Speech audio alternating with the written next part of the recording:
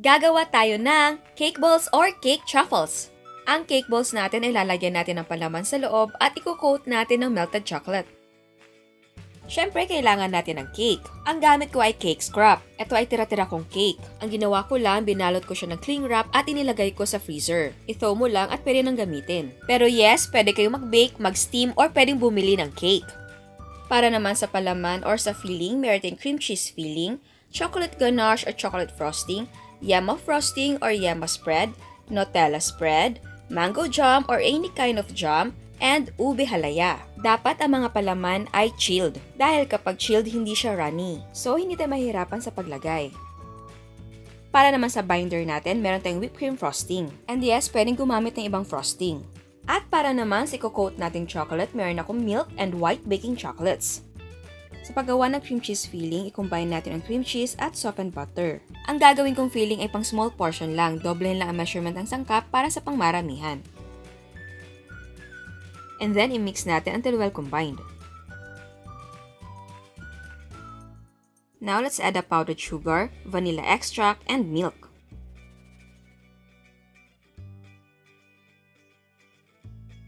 Haluin na mabuti. So, ayan, eto na ang ating cream cheese filling. I-chill na muna natin until maging firm. Ngayon naman, gawin natin ang cake mixture. Ilagay natin sa malaking bowl ang ating cake.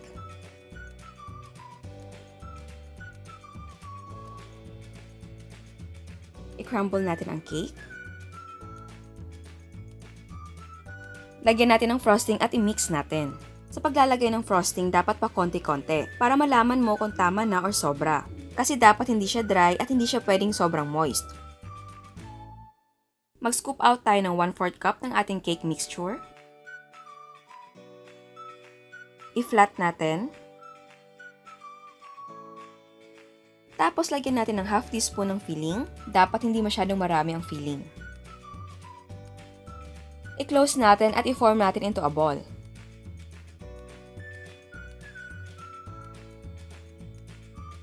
And yes, pwede kayong maglagay ng iba't ibang filling.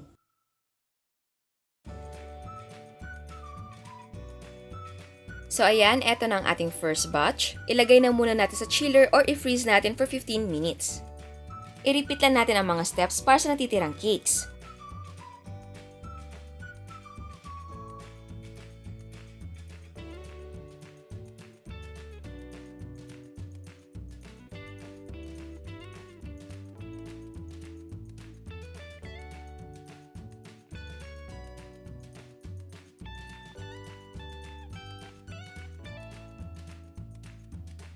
Eto ang ating red velvet cake. Syempre, lalagyan natin ng cream cheese filling.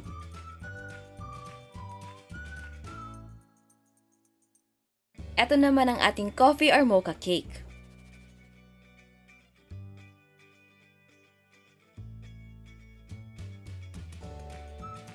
Eto naman ang ating ube and strawberry cake. Pinaghalo ko na yung dalawa kasi konti lang. Lagyan natin ng ube halaya.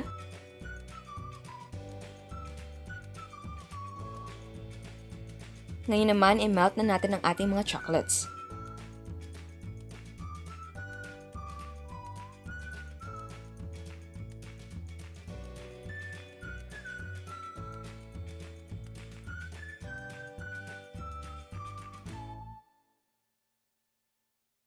Inilipat ko lang yung ating chocolate sa baso. Kapag firm na ang ating cake balls, i-dip na natin siya sa ating melted chocolate.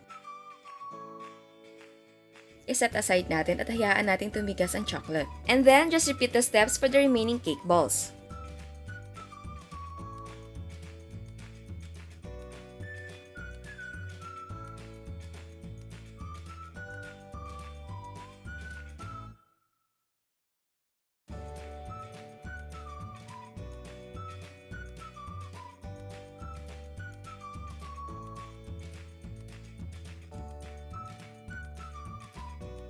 At kung meron kayo natitirang melted chocolate, pwede nyo gawing pang-design sa ating cake balls.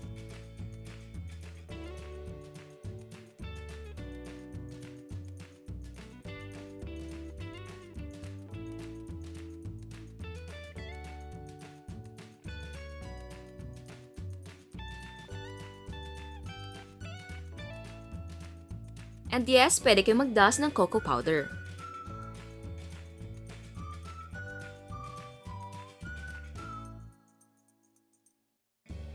So ayan, eto na ang ating cake balls or cake truffles.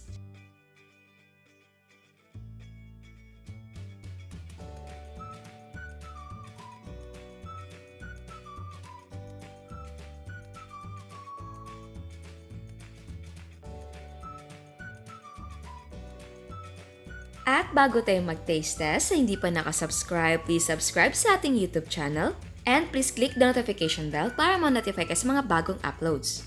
So ayan, titikman natin. Buksan natin.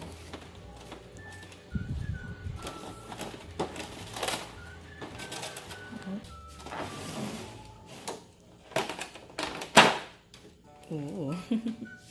Ayan. Pili tayo. Ano kaya? Ito.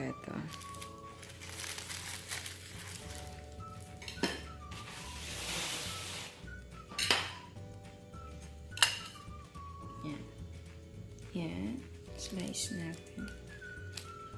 Galing kasi ito sa ref. Kaya medyo very firm. Ayan. Ayun.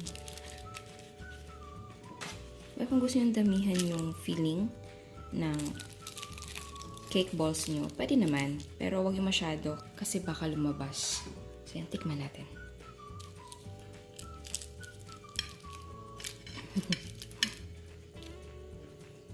Ang sarap. Ang sarap. Nutella ata yung nakuha ko. Sarap. Perfect talaga yung combination ng lahat.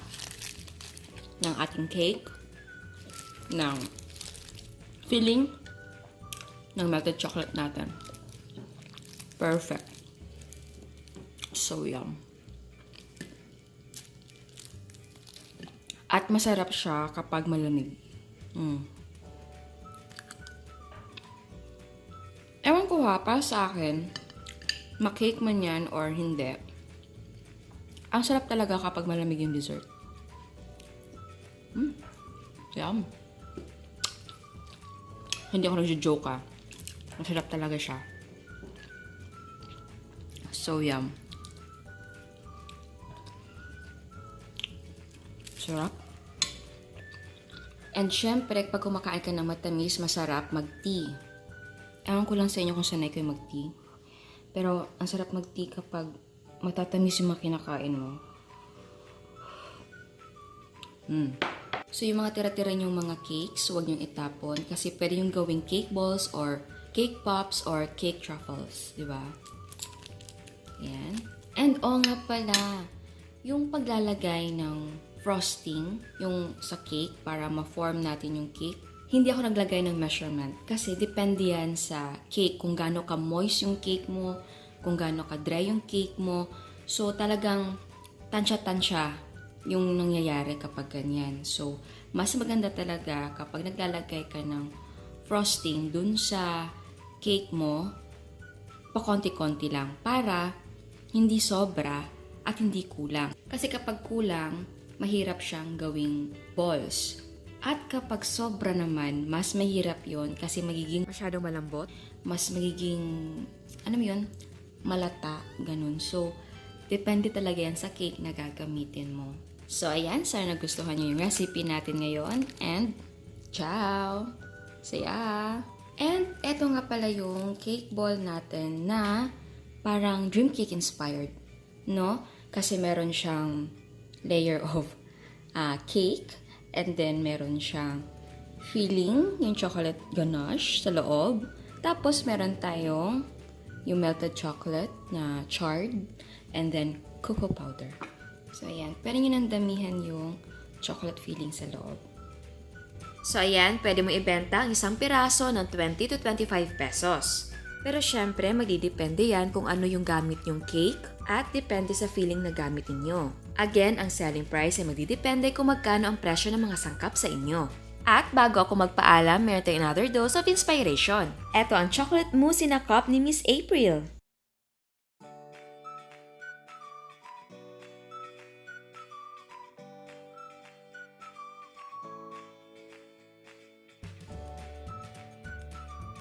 At meron siyang chocolate mousse na nasa tin can.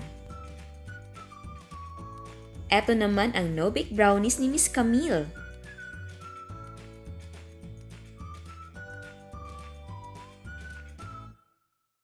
Puto Bonbon by Miss Cheryl. Ice cream roll by Sir Donald.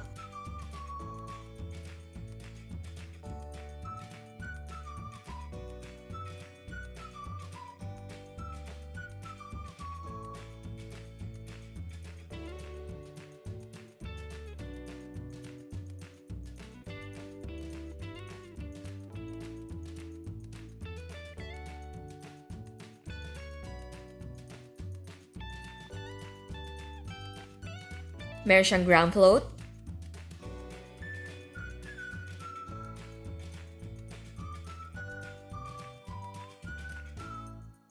At meron siyang no-bake lasagna. Eto naman ang crinkles ni Miss Faye. Blueberry cheesecake. Chocolate mousse.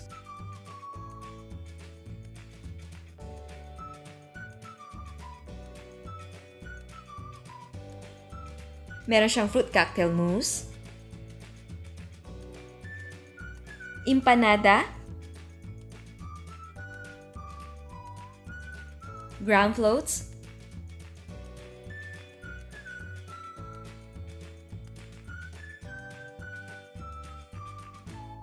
At eto ang kanyang mga cakes.